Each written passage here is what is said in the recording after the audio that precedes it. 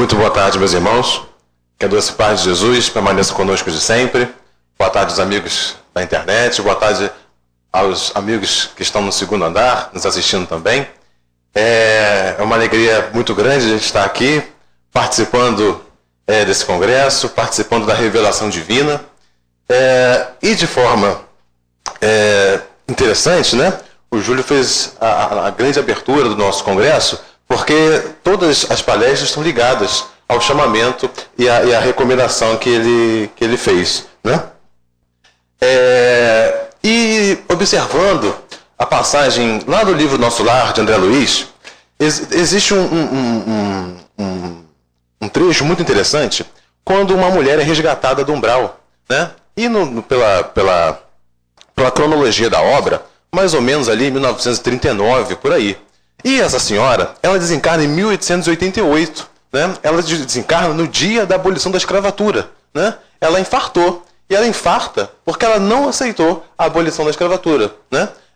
Ela não conseguiu se imaginar, ela não conseguiu perceber a vida dela sem escravos, né? Hoje a gente pode achar isso um absurdo, mas olha como foi difícil para aquele ser humano, né, viver daquela forma. E de forma também muito importante, essa senhora, ela acabou adotando esses ideais preconceituosos e delituosos, né, que acabaram por colocá-la no umbral, através de uma revelação religiosa errônea. Então, o poder da palavra, ou o poder das revelações divinas, elas têm que ser transmitidas e exteriorizadas através de um processo onde a pureza prevaleça, e não as nossas opiniões, né? Porque geralmente nós somos cheios de opiniões sobre um assunto, sobre alguma coisa. Nós achamos muitas coisas. E os nossos achismos, as nossas ideias, muitas vezes acabam por poluir a pureza das revelações divinas, né? Nesse caso específico, na obra Nosso Lar, essa senhora era muito religiosa e um padre disse para ela que os negros eram filhos do demônio e que os negros não mereciam viver, né? E que deveriam ser tratados com toda forma de castigo e punições possíveis. Ela, ao absorver essa informação, né, de uma pessoa que ela confiava, né, ela segue nesses preceitos, ela segue nesses princípios, e aí ela acabou maltratando e torturando muitos escravos. Ela aproveitou para tratar pior ainda, né? Se ela já não tinha muita simpatia, ela resolveu então estragar tudo, né? Mas achando que estava fazendo o melhor possível. E olha só que terrível. Há um comportamento cíclico nesse erro. Ela absorve a ideia de que maltratar escravos era interessante, que eles mereciam ser maltratados. Ela promove os castigos. Aqueles indivíduos sofrem, muitos deles atrasados ainda sofrem e ficam com raiva. E olha só, quando ela desencarna em 88 e chega no umbral, quem ela encontra?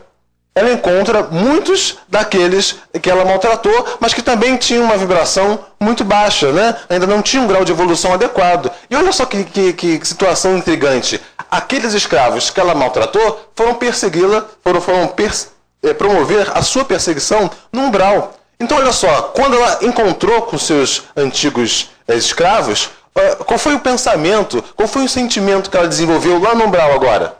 Poxa, ainda bem que eu maltratei, porque tá vendo? Eles não são filhos de Deus. Aí eu tô aqui tentando viver, e eles estão aqui no umbral querendo me matar de novo, né? Eles estão querendo promover todo o mal contra mim, né? Então, é uma situação curiosa, né? É o André Luiz que entrevista essa senhora, ele faz várias perguntas para ela, e ressalta a importância de nós tentarmos estudar as obras divinas e a revelação do Cristo da forma mais pura possível, sem colocar os nossos preconceitos sociais, né? Sem colocar os nossos hábitos, tentando ver da maneira mais profunda possível. E esse tema me chamou muita atenção, porque é um tema muito difícil para a gente, né? É um tema muito difícil para os seres humanos. Nós vamos falar sobre as bodas de Caná e o início da missão messiânica. E nós vamos falar e trabalhar com temas que promovem uma certa polêmica em relação aos nossos conceitos, aos nossos hábitos e à nossa vida, né? Então eu vou iniciar aqui o nosso estudo e peço a concentração de todos, porque é algo muito complexo. Não é que eu vou fazer uma palestra muito esquisita, mas nós temos que ter detalhes. Existem alguns detalhes históricos que nós devemos prestar atenção, existem alguns detalhes bioquímicos, né? Existem alguns detalhes médicos que nós devemos prestar atenção, e todos esses fatores são importantes para que nós possamos construir um pensamento mais cristalino acerca dessa passagem de Jesus, né? Então, quando a passagem ela é um pouco diferente, é necessário que nós façamos uma análise com profundo cuidado, né? De pegar informações por todos os lados, para que a gente possa, então, conseguir entender a orientação do plano superior. Então, vamos lá. Vamos à nossa passagem. Antes disso, né, só para ilustrar esse prefácio aqui da palestra, existe uma mensagem no capítulo 24 do livro As Virtudes do Céu, né, que diz assim: filhos, é natural que no correr dos nossos estudos se nos deparem fatos e passagens que, como esta, exijam meditação muito séria, uma vez que eles não puderam nem podiam chegar até nós com a sua fisionomia absolutamente real, já porque, pelas necessidades da época, como bem dissestes, tiveram de ser compreendidos sob outros aspectos, já porque, relatando-os os evangelistas, o fizeram sob o influxo, muitas vezes, de suas impressões humanas, já porque não pouco perde a verdade integral dos fatos, quando são registrados depois de terem passado de boca em boca pelas multidões, das quais recebem acréscimos, sofrem apreciações que os modificam, pela razão de que cada indivíduo os aprende e toma de acordo com as suas possibilidades e capacidades, né? Assim, em outras palavras, colocando de maneira coloquial, quem conta um conto aumenta um ponto, né? Então a gente não consegue, às vezes, nem reproduzir um fato, né? A gente não consegue reproduzir nenhuma notícia, às vezes. Cada vez que a gente vai reproduzir, a gente aumenta ou esquece de uma passagem.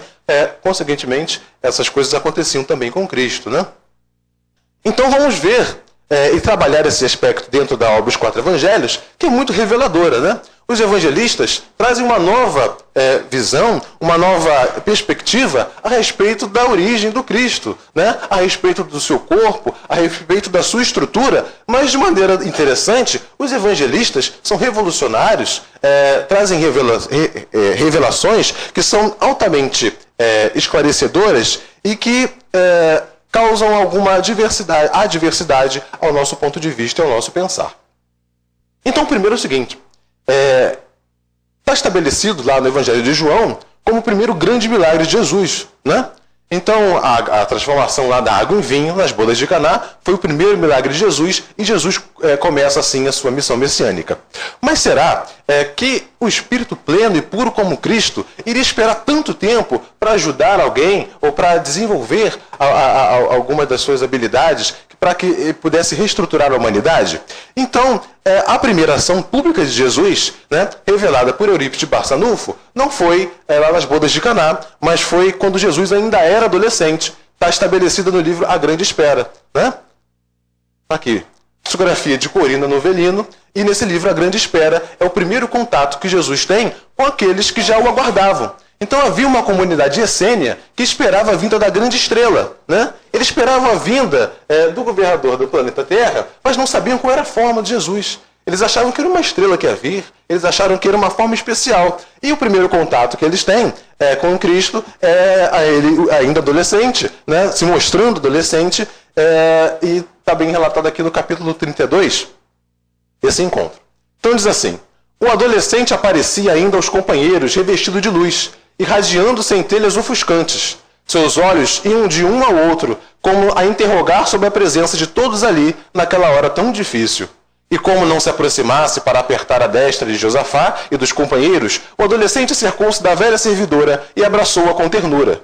Mira recuou quase imperceptivelmente, com o terror estampado nos olhos, ainda expressivos, e falou: não vos aproximeis, jovem. Estamos todos infestados pelo mal terrível que levou nosso amo e muitos servidores desta casa. O jovem demorou o olhar terno no rosto macilento da interlocutora e acalmou a benevolente. Não há perigo, bondosa Mira. A misericórdia do Pai desceu sobre nossas cabeças. Ofereçamos nossos corações ao Pai, no reconhecimento e no louvor da oração. Neste momento, em que pisamos o solo bendito de nossas esperanças maiores, as lutas da assistência aos enfermos, Alongaram-se por vários dias, contudo, não se registrou nenhum caso fatal. Então a comunidade essênia estava sofrendo de uma epidemia gravíssima, estava morrendo muita gente, e quando Cristo chega então na comunidade essênia, depois que ele pronuncia aquelas palavras, né, de que não há perigo, aquele mal, aquela epidemia foi controlada e ninguém mais morreu naquela comunidade essênia. Então foi a primeira grande cura, o grande processo coletivo do Cristo, embora não fosse instantâneo. Os indivíduos continuaram ainda um pouco enfraquecidos alguns dias, mas tempo depois todos eles estavam restabelecidos. Né? E depois a primeira assembleia, é a assembleia que o Cristo faz para os essênios. Tá? Então, Jesus, ele adolescente, né? Essa foi a primeira grande processo de cura, mas ele conversava com as pessoas, né? Não era um indivíduo isolado. Ele auxiliava, ele ensinava. Né? A gente pode ver isso bem exemplificado no livro livro Boa Nova, né? Que é a psicografia do Chico Xavier, do Humberto de Campos. O iniciozinho do livro, os primeiros capítulos, fala de Jesus pequeno, depois ele adolescente. Né? Esse livro, A Grande Espera, fala dele adolescente o tempo inteiro, né? Do seu desenvolvimento. E como ele tratava o semelhante, como ele ensinava, né? Como ele tentava curar a alma daquelas pessoas. Então ele fazia isso desde pequeno, mas de uma forma discreta. Depois das bodas de Caná, é que ele vai trabalhar com os apóstolos, então a sua missão agora era realmente evidenciada. Né? Então vamos ler a passagem das bodas de Caná. 3 dias depois, celebraram-se umas bodas em Caná da Galileia. Aqui esteve presente a mãe de Jesus. Este, com seus discípulos, também foi convidado para as bodas. Como viesse a faltar vinho, a mãe de Jesus lhe disse: eles não têm mais vinho. Respondeu-lhe Jesus: que há de comum entre mim e ti, mulher? Ainda não é chegada a minha hora. Disse sua mãe aos que serviam: fazei tudo o que ele vos disser. Ora, havia ali 6 talhas de pedra destinadas às purificações, que eram de uso entre os judeus, cada um com a capacidade de 2 ou 3 betretas. Disse-lhe Jesus: enchei de água as talhas. Encheram-nas até a borda. Feito isso, disse ele: agora tirai do que está nelas e levai ao arquitriclino. Assim fizeram. Tanto que provou da água mudada em vinho, o arquitriclino, não sabendo de onde este viera, os que sabiam, os criados que haviam tirado as talhas da água, chamou o noivo e disse: todo homem serve primeiro o bom vinho, só depois que os convidados têm bebido bastante, lhes apresenta o inferior. Tu, ao contrário, conservaste guardado até agora o vinho bom. Com este, realizado em Caná da Galileia, deu Jesus começo aos seus milagres, manifestou a sua glória e seus discípulos creram nele. Né? Então começa aqui a missão messiânica de Jesus de uma forma mais intensa, agora de uma forma mais ostensiva, né? Para que todos pudessem perceber as suas capacidades. Agora, é interessante o início dessa passagem, porque acaba o vinho da festa, e é Maria, né? A Virgem Santíssima, né? Que vai propor a Jesus que ele faça mais vinho para as pessoas. E a gente pode pensar o seguinte: poxa, por que Maria está querendo isso? Acabou a festa, acabou o vinho, acabou o casamento. Fazer o quê? Né? E aí muitos vão pensar: poxa, mas ia acabar a festa. E quando a gente observa uma festa que é regada a muita bebida, sempre acaba em problema. Né? Ou sempre acontece alguns indivíduos que acabam se exaltando. Né? Sempre há um excesso. Porque a gente vai ver mais tarde o que o álcool consegue fazer com as nossas células cerebrais. Então fica assim, interessante perceber e nos aprofundarmos nesse detalhe. O que Maria foi pedir para Jesus transformar água em vinho para distribuir para as pessoas, para que a festa continuasse, já que a festa estava acabando. Né? O vinho estava acabando e a festa mesmo também. Tá? Então vamos lá, vamos caminhar mais um pouco aqui no nosso estudo, para a gente perceber o que Jesus faz. E aí, olha só, os evangelistas, de maneira reveladora, explicam o seguinte: já conheceis bastante, de modo geral, os efeitos magnéticos para compreenderdes a perfeita naturalidade desse fato, que foi considerado um milagre. Não ignorais que Jesus dispunha de grande poder sobre os fluidos. Pois bem, o que houve ali foi o resultado de uma ação magnética exercida por ele. A água não se transformou em vinho, como supôs, e espalhou o vulgo ignorante das causas do fenômeno produzido. Por efeito daquela ação magnética, a água tomou para o paladar dos convivas o sabor do vinho, o sabor que Jesus lhe impôs. Essa é a orientação dos evangelistas. Né? Então, eles estão nos mostrando que Jesus não transformou a água em vinho, fluidificou a água, magnetizou a água. Né? Então fica mais fácil, fica mais interessante nós entendermos, porque Maria sabia que Jesus tinha capacidade de fluidificar e transformar a água em casa. Então, quando acaba ali o produto que estava sendo servido, que neste caso era o vinho, né? Os apóstolos, então... Maria pede para que Jesus fizesse aquilo que ela já tinha conhecimento e sabia que ele pudesse fazer, né? Filho, acabou aqui, a festa vai acabar. O que você pode fazer? Faz aquele negócio lá que você fez em casa, né? Dá uma ajuda aqui, o que você pode fazer? E aí Jesus pede que se enchem os jarros e ele fluidifica e magnetiza os jarros, tá? Agora, se os evangelistas estão revelando que Jesus não transformou a água em vinho, por que Jesus não fez vinho, então? Aí muitos vão pensar, mas é claro, poxa, né, tem todo o problema lá do alcoolismo, enfim, aí cada um tem uma opinião e a gente começa a tecer uma série de opiniões, tá certo? Então vamos caminhar aqui e falar sobre o primeiro processo, sobre a fluidificação das talhas, né? Olha só, Jesus vai lá e começa a irradiar, começa a magnetizar e envolver as talhas. Envolvendo e enchendo as talhas de quê? De informação, de fluidos, de elementos espirituais que pudessem ser impregnados nessa água. Então ele coloca informação nessa água, mas uma informação divina que nós não temos a capacidade de perceber. Como é que, então, os convivas sentiram o sabor do vinho ou do produto naquela água magnetizada? Jesus agora vai para a segunda parte. Aliás, desculpa, eu pulei, eu me adiantei. Eu ia falar primeiro da fluidificação da água. Já é para a segunda parte. Então esse é o primeiro processo de fluidificação da água. E alguém pode perguntar, Rodrigo, tem alguma evidência, existe algum trabalho científico de que a água fluidizada pode adquirir magnetismo ou, sei lá, alguma coisa diferente? Nós temos o trabalho do nosso amigo Masaru Emoto, um cientista que ele submete a água a vários tipos de vibrações e depois ele congela essa água. E quando ele congela, todos nós sabemos que a água forma cristais. E a forma desses cristais, né, ela varia de acordo com a vibração a que a água é submetida. Olha só que interessante. Então essa aqui é uma molécula de um cristal de água, todo perfeitinho, geometricamente perfeito, estabelecido, né, com água de uma nascente, por exemplo. Espera esse papo daqui, está atrapalhando. Aqui a água do rio poluído não formou cristais, não fez cristal. Né? Olha aí. Agora olha só, o som de uma oração. Qual a qualidade do cristal? Né? De uma geometria linda, né? de um trabalho cristalino, de um trabalho puro, bem interessante. Abaixar aqui um pouquinho? Ficar aqui? Dá para ver? Dá para ver? Mas quem está muito no canto é difícil. Se eu baixar, dá para ver? Tá. Eu vou baixar um pouquinho. Não? Olha só, a molécula, o cristalzinho de água feito lá, o som do muito obrigado. Né? Olha só. Essa molécula, esse pontinho d'água aqui, recebeu a mensagem de uma ameaça de... ele foi submetido a uma vibração de ameaça de morte. E o cristal não se fez. E no outro lá, colocaram um discurso do Hitler. E congelou-se a água e se viu o cristal. E o cristal também não se fez. Né? Aqui, olha, um amor e admiração. A água submetida a esse movimento, ela consegue ser extremamente divina, né?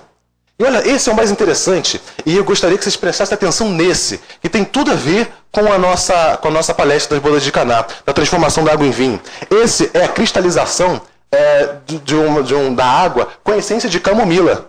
E essa aqui é a florzinha da camomila. Olha só. Como é que o cristal se assemelhou à essência da flor.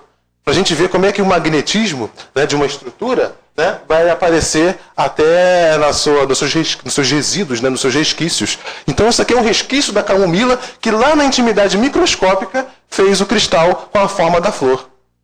Então o que é magnetizado na água, por isso que eu falei antes, carrega informação.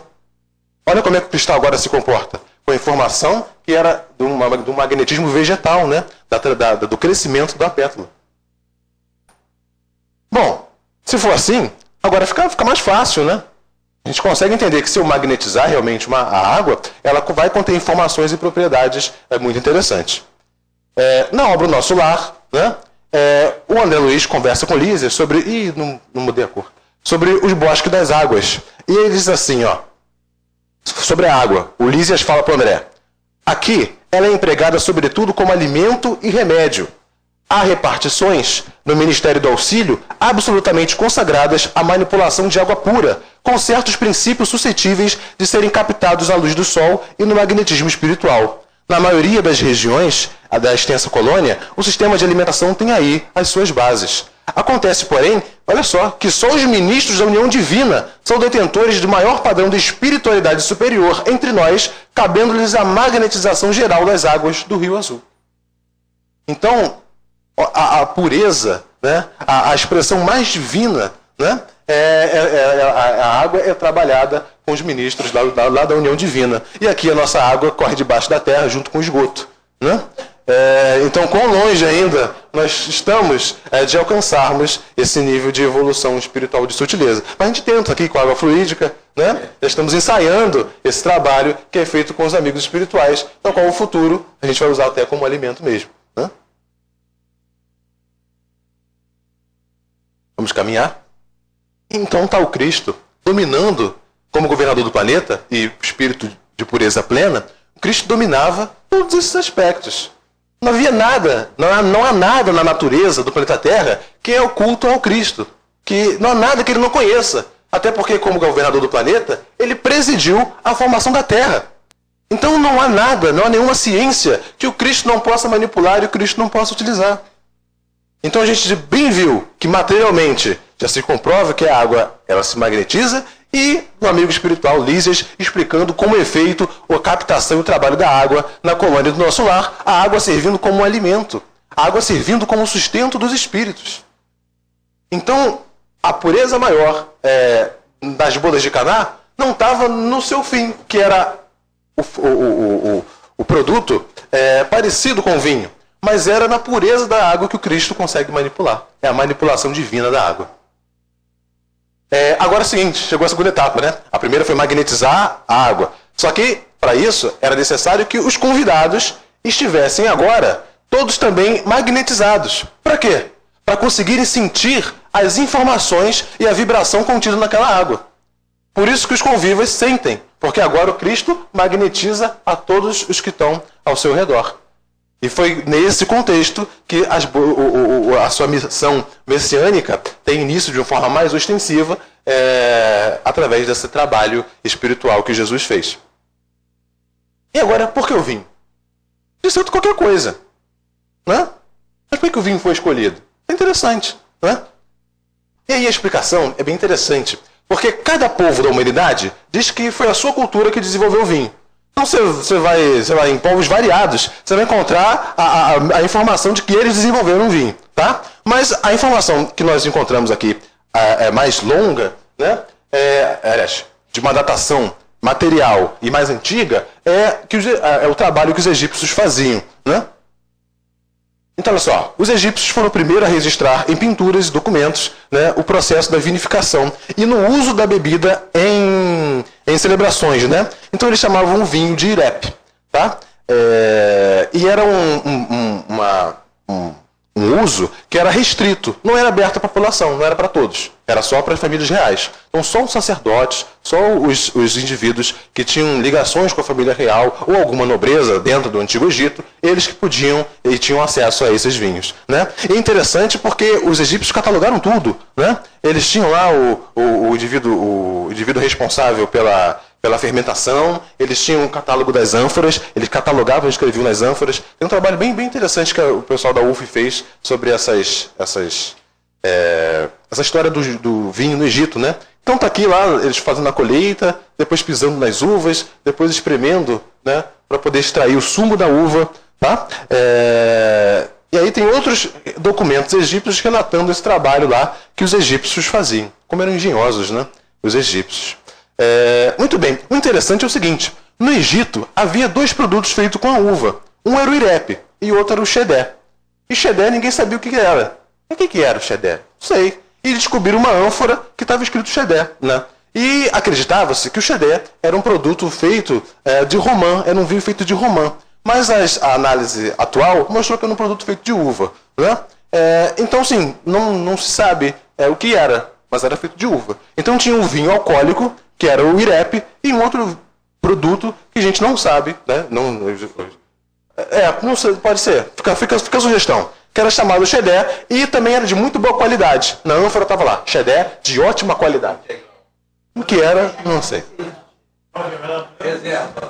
Não tinha, eles também tinham as duas produções. Mas eles chamavam de IREP mesmo, né? Então tá lá o IREP e o Chedé. Aqui eu tirei, era uma foto das ânforas, né? Bem longilíneas, bem interessantes aqui. Muito bem. Por que eu vou falar da história do Egito? Porque Israel está pertinho, né? Então, se a gente vai falar das bodas de Caná, vamos falar de um vinho produzido lá, naquela região. Consequentemente, a tradição de produzir o vinho que eles tinham vinha da região mais próxima, da região que eles tinham contato. Então, foi através desse trabalho com os egípcios que os hebreus aprenderam, né, a fazer e a manipular o vinho também. E aí, olha só que interessante. Essa aqui é a palavra inos. É a palavra grega que traduz o vinho. E é uma palavra muito curiosa, porque ela é usada em vários momentos da história grega, né? Então, ela é usada também para designar vários tipos de vinho. Olha só, não só um tipo, uma variedade, né? Então, olha só, a palavra grega inos era usada pelos autores seculares e religiosos antes da era cristã e nos tempos da igreja primitiva em referência ao suco fresco de uva. Olha aí, Aristóteles na Meteorológica, ele fala sobre isso. Anacreontes escreve: esprema a uva, deixe sair o inos. Então, inos é uma palavra grega que era utilizada para falar sobre o vinho, o suco da uva fermentado, e também para falar sobre o suco da uva recém-extraído. Então, eles chamavam tudo de inos, né? Então, quando a gente vai trabalhar com essa ideia da antiguidade, é difícil saber do que estava se tratando, né? A gente tem que analisar um contexto bem interessante. Então são evidências, né, de hinos falando sobre o suco e não falando sobre o suco fermentado. A pergunta que alguns podem fazer é o seguinte: olha só que legal aqui, o Ateneu em 200 depois de Cristo fala, um hinos doce que não deixa pesada a cabeça, né?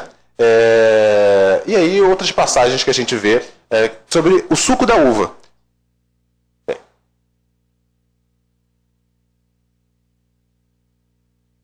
Então, olha só, a gente tem uma dificuldade com a palavra vinho, hinos, do grego, que pode servir para vinho fermentado ou não fermentado.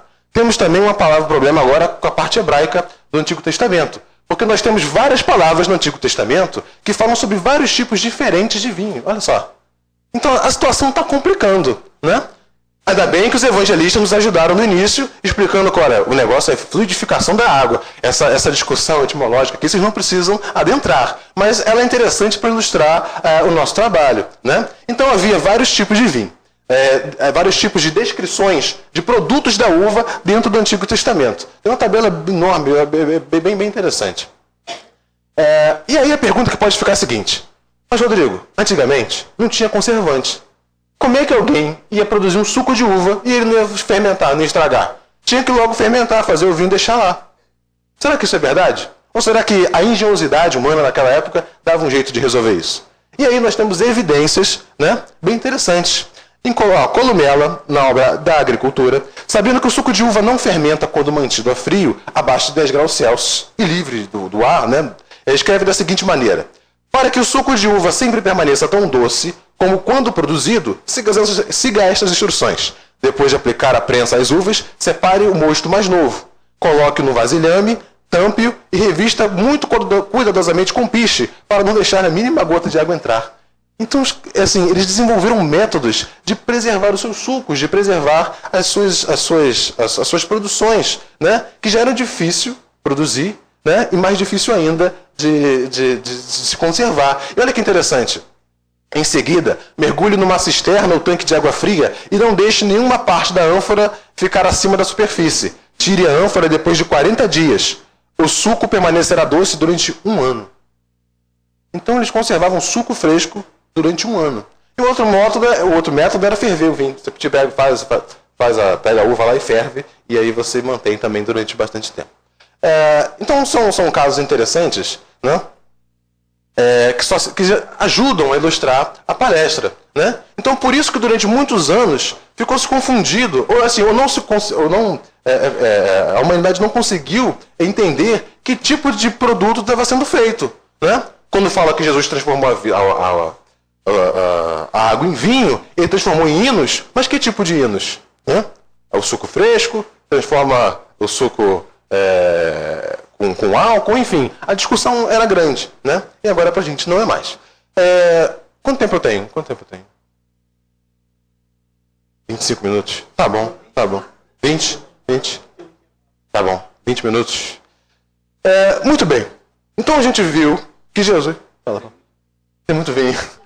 Nós vimos o seguinte: Jesus magnetiza e fluidifica a água, como nos ensinam os evangelistas. Tá? Então por que ele não fez novamente água em vinho?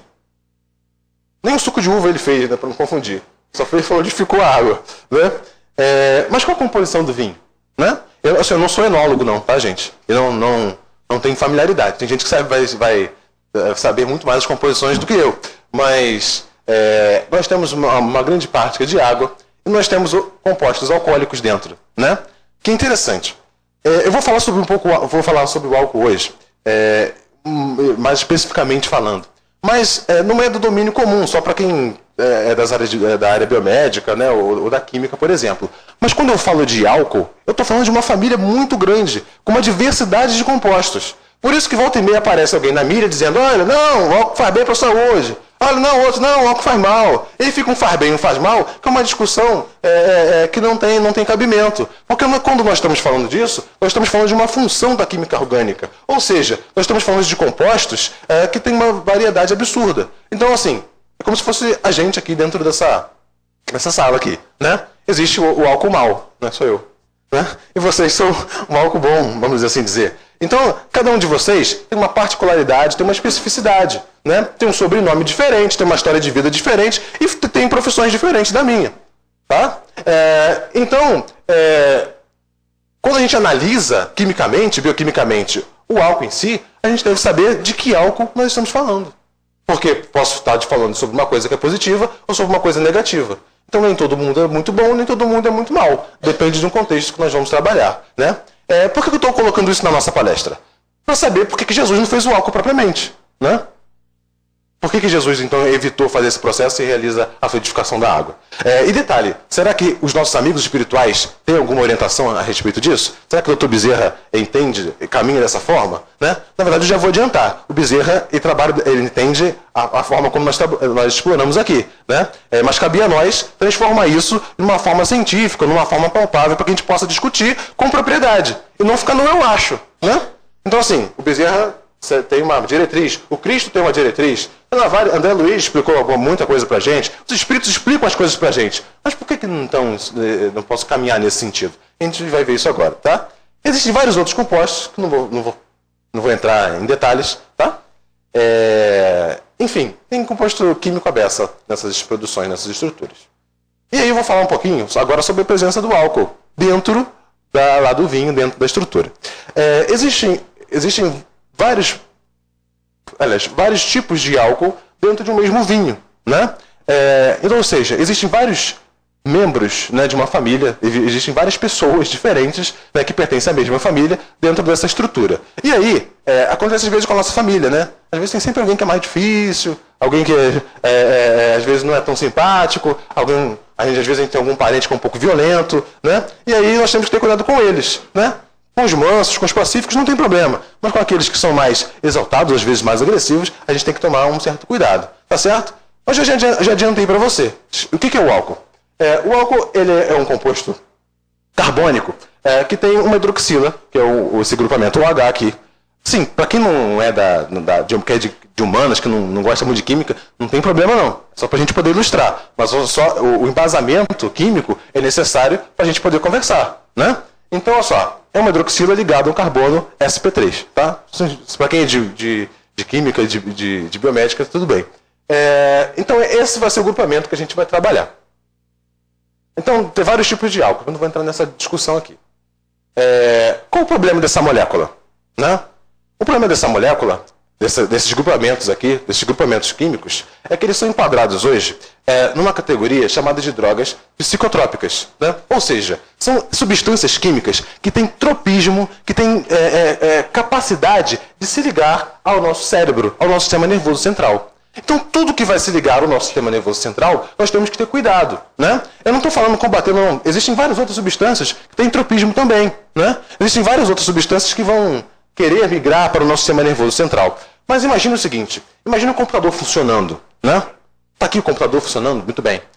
Eu posso intervir nesse sistema? Eu posso perturbar a ordem desse sistema? Eu posso, mas vai ser benéfico? Vai ser útil perturbar a ordem desse sistema?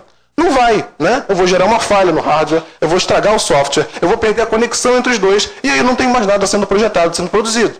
Então, o nosso sistema nervoso, ele precisa de um certo cuidado, e nós temos uma proteção no nosso cérebro, que é a chamada barreira hematoencefálica, que protege o nosso cérebro de substâncias que possam invadi-lo, né? Que possam permeá-lo. Tá certo? Então, o álcool, ele é perigoso e apresenta alguns problemas pra gente, porque ele invade a camada, ele ultrapassa a barreira hematoencefálica. Ele chega onde não era para ele ir. E toda molécula que invade um lugar onde não é convidada, ela não é muito bem-vinda no nosso organismo, salvo algumas exceções, que são ordens, tratamentos médicos e tudo mais. Então, por isso que ele é um problema. Por isso que Jesus não fez, não multiplicou, não colocou lá a molécula alcoólica dentro das bodas de Caná, porque é uma molécula altamente reativa e que invade os tecidos humanos, trazendo algumas desordens para a gente. Tá? Ele está enquadrado em drogas depressoras, ou seja, essa molécula ela é capaz de deprimir o funcionamento do nosso sistema nervoso. A gente vai ver isso aqui um pouquinho. Né? Quanto tempo tem, Lumir? 10 minutos? 15. Tá. Então, olha só, gente. O álcool está enquadrado nas moléculas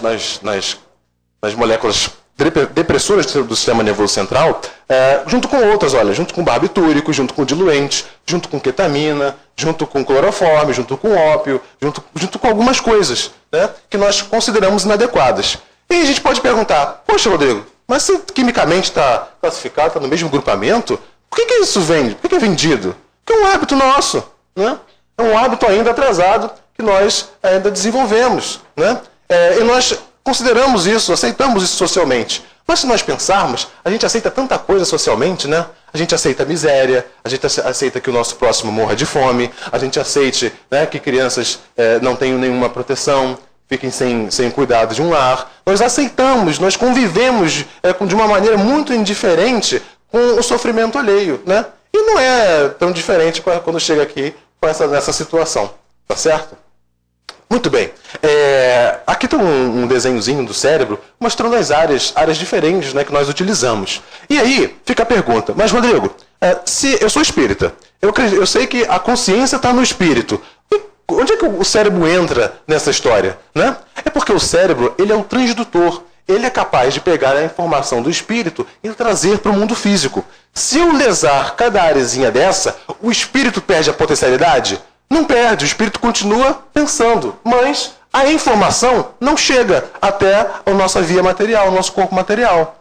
Então, por exemplo, um indivíduo que tem um acidente vascular encefálico e tem alguma área lesada, sei lá, o córtex occipital, por exemplo, ele pode ficar cego, né? Mas o seu espírito vai deixar de perder aquelas potencialidades, aquela capacidade? Não. Só que agora eu tenho uma área que não vai ser mais utilizada, né? Eu tenho uma área material onde o meu espírito não pode mais se expressar. Então, vê que interessante. O espírito que é capaz de se comunicar por todos os lados, por todos os meios, ele agora não tem mais como se comunicar devido a restrições que nós temos aqui na parte física. Tá certo? Muito bem. Rodrigo, você ficou falando de álcool, mas eu acho que não tem problema nenhum, eu acho que não vai acontecer nada comigo. E olha só, o primeiro elemento da família do álcool, o metanol, né? É o álcool que tem um carbono só, ele é um cara extremamente nocivo, né? 60 ml de metanol é a dose fatal. Metanol é utilizado para combustível para foguete e para outras coisas. Nós, os seres humanos, ainda não ingerimos mais. Mas quando o indivíduo compra uma bebida muito barata, uma bebida muito ruinzinha, né, que é mal destilada, essa destilação, essa produção do metanol, essa transformação, essa fermentação, ela, quando é incompleta, ela produz etanol, que é o que se bebe, mais o metanol.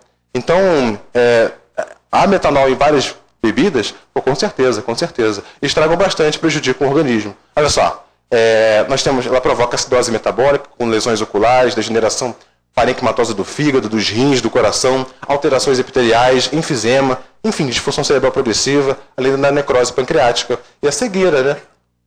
Doses baixas de metanol provocam cegueira. Então, É uma substância dotada de muita complexidade. E esse aqui é o campeão de vendas, né? O campeão de vendas é o etanol, que é o álcool que se usa nas nossas bebidas alcoólicas tradicionalmente vendidas e, consequentemente, o álcool mais comum no vinho. Tá certo? E esse cara é um indivíduo interessante também da gente comentar.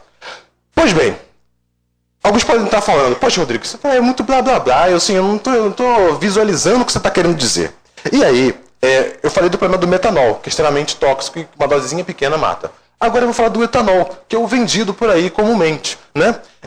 E o etanol, ele causa um processo, ou seja, uma desordem no nosso organismo muito séria, que é chamada de desnaturação proteica. Então, assim, a gente já viu que o nosso corpo é composto mais ou menos ali por 70% de água, né? E os outros 30% é a massa seca que nós temos. Da massa seca, 68% são proteínas. Olha só, as proteínas são fundamentais para estruturar as nossas células, para estruturarem os músculos, por exemplo. Proteínas são enzimas que fazem reações metabólicas da célula. Ou seja, proteína é tudo na vida, né? Sem proteína nós não temos a nossa constituição física. E o etanol é capaz de fazer isso aqui, ó. Ele pega uma proteína e desnatura.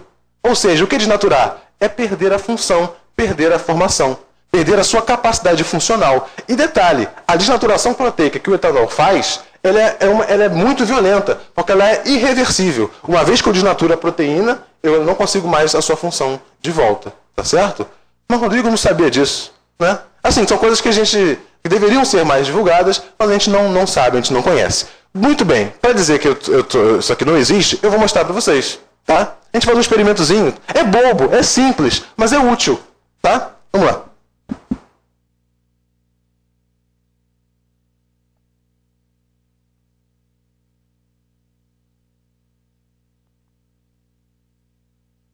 Olha só.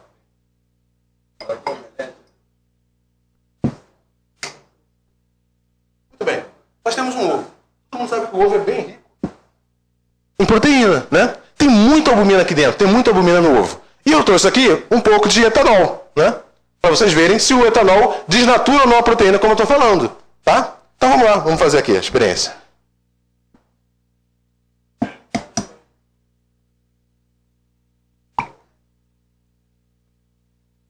Vou fazer com só, Tá aqui o ovo, tá bom? Todo mundo tá vendo?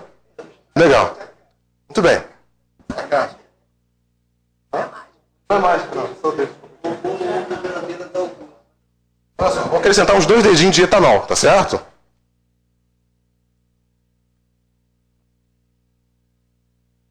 que está acontecendo aqui?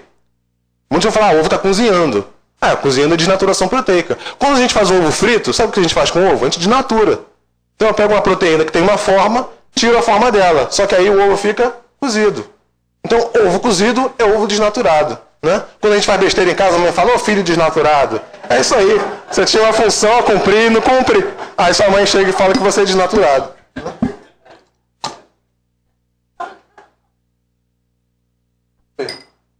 Eu não vou botar a mão aqui não. Mas quem quiser depois pode pegar. A clara tá sólida. Eu vou pegar. Os cristãos morreram na cruz, eu posso pegar. Aqui. Essas proteínas perderam essa função, não voltam mais. Vai utilizá-la.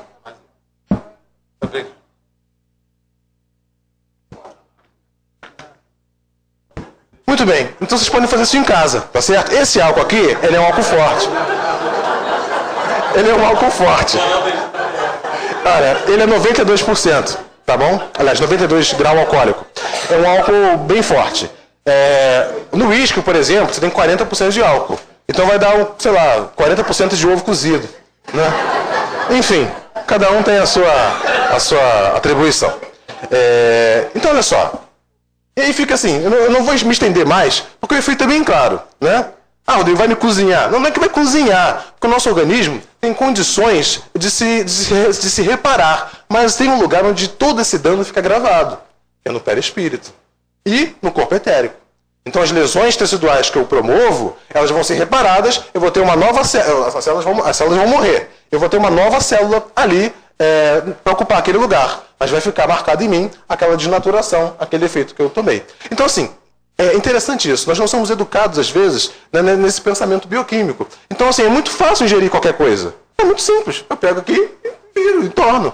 e eu vou ingerir aquilo. Só que o dano, né, depende do conhecimento que a gente tem da estrutura. Né, assim, a consciência, né, do que a gente está fazendo depende de quão íntimo nós somos do processo. E esse é um processo de desnaturação um pouco assustador. Porque onde é que tem muita albumina, por exemplo, no nosso corpo? No sangue, por exemplo, no nosso plasma. Né? Então nós estressamos o organismo de diversas formas. E aí, sim, tem outros efeitos, a gente comenta depois, não fica para outra palestra, falar sobre isso. Essa aqui é só um modelo, como é que o etanol ele se liga aos receptores GABA e ele modifica o nosso processo cerebral. Tá? O GABA é uma via depressora, ou seja, o etanol ele estimula essa via. Tá? Muito bem. Não vou comentar mais disso. Aqui é o motivo da embriaguez, né? Quando o álcool começa a deprimir o cerebelo e as dificuldades do bêbado de falar, enfim. É como eles fazem isso nesses neurotransmissores. E aí, o interessante é o seguinte. Eu falei pra caramba, 5 minutos. O que dizem os espíritos? Pra gente encerrar. O que dizem os espíritos sobre isso? Então a gente viu o que Jesus fez. Trabalhou com a água. O álcool, não vou trabalhar com isso não. Né? Nós já vimos, quimicamente, que é um negócio meio agressivo. Né? E qual é a orientação dos espíritos, então, para confirmarem aquilo que nos ensinam os evangelistas? Né? Porque a obra dos 4 evangelhos ela é extremamente reveladora. Então, o que diz os espíritos? Olha só o que Humberto de Campos fala. O álcool, que destrói milhares de criaturas, é veneno livre onde quer que vá. Mas que álcool? É qualquer álcool? Não, esse aqui é o metanol que eu falei. Existem outras moléculas que não entram nesse assunto. Tá certo? Mas, Rodrigo, o vinho, por exemplo, não tem nada de bom? Tem uma molécula chamada resveratrol, que é um antioxidante. Mas, assim, você tem um etanol desnaturando e uma outra molécula tentando te rejuvenescer. Então, a gente tem que pesar o que é mais entre os prós e os contras, o que é mais interessante, né? Vamos lá. Uma coisa interessante. Sabe onde tem mais resveratrol? Na semente da uva. Não na uva propriamente dita. Então, se quem quiser bastante antioxidante, tem que fazer o sumo da semente da uva. Tá? Aqui, olha só que interessante. Quando o André Luiz chega ao nosso lar, para a gente encerrar. Já observou, meu amigo, que seu fígado foi maltratado pela sua própria ação? Que os rins foram esquecidos com terrível menosprezo às dádivas sagradas? Os órgãos do corpo somático possuem incalculáveis reservas, segundo os desígnios do Senhor. O meu amigo, no entanto, iludiu excelentes oportunidades e desperdiçando patrimônios preciosos da experiência física. A longa tarefa que lhe foi confiada pelos maiores da espiritualidade superior foi reduzida a meras tentativas de trabalho que não se consumou. Todo o aparelho gástrico foi destruído à custa de excesso de alimentação e bebidas alcoólicas, aparentemente sem importância. Devorou-lhe a sífilis, as energias essenciais. Como vê, o suicídio é incontestável. Quem diz isso? Clarencio faz lá remonta, faz o diagnóstico e remonta o histórico de dores decorridas, né, pelo André Luiz. Queridos, Paulo de Tarso diz o seguinte: tudo me é lícito, mas nem tudo me convém. Né? Quando a gente está trabalhando com estruturas dessa forma, esse tipo de molécula aqui, ele consegue alterar bastante a nossa percepção e o nosso juízo sobre as coisas. Né? O álcool ele consegue inibir bem as nossas áreas do senso crítico. E por isso mesmo, o nosso espírito tem dificuldade em interagir diretamente com a matéria. Nós ficamos mais animalizados, né, quando embriagados, do que nunca. Porque as nossas áreas espirituais agora não têm mais acesso ao nosso corpo físico. O acesso é restrito. Né? Então é difícil trabalhar esse aspecto para a gente? Né? Porque nós já temos nossos hábitos, nós temos nossos pensamentos, mas a orientação dos espíritos são direcionadas para essa forma, para esse ponto de vista. Olha só, existe no Ação e Reação, o André Luiz ele trabalha muito esse tema, o Luiz Sérgio também, né? Está lá no Livro dos Espíritos. Servirá de escusas aos atos reprováveis do ser devido à embriaguez, à aberração das faculdades intelectuais? Não, porque foi voluntariamente que o ébrio se privou da sua razão para satisfazer as paixões brutais. Em vez de uma falta, comete 2. Né? E finalizando, eu não vou colocar aqui hoje, depois vocês procurem o livro Medicina da Alma, o Joseph Gleber, ele trabalha muito bem esse tema e fala de uma maneira muito mais direta e muito mais até agressiva, né, assim, vamos por assim dizer, sobre esse tema, sobre a responsabilidade das médias com o assunto. Então, que nós tenhamos um congresso, uma continuação de congresso, envolvidas com muita paz, com muita luz, e que nós possamos procurar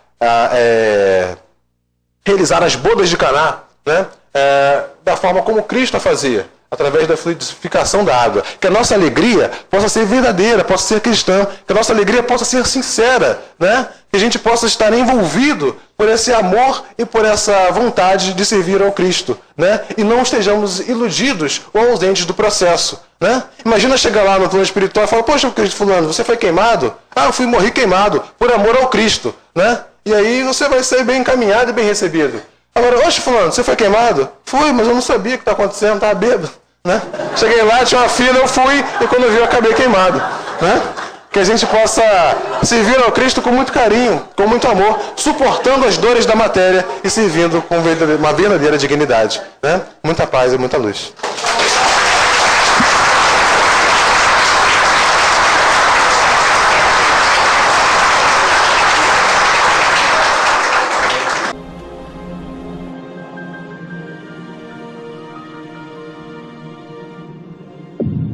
IBS, Instituto Brasileiro de Benemerência e Integração do Ser. www.ibis.org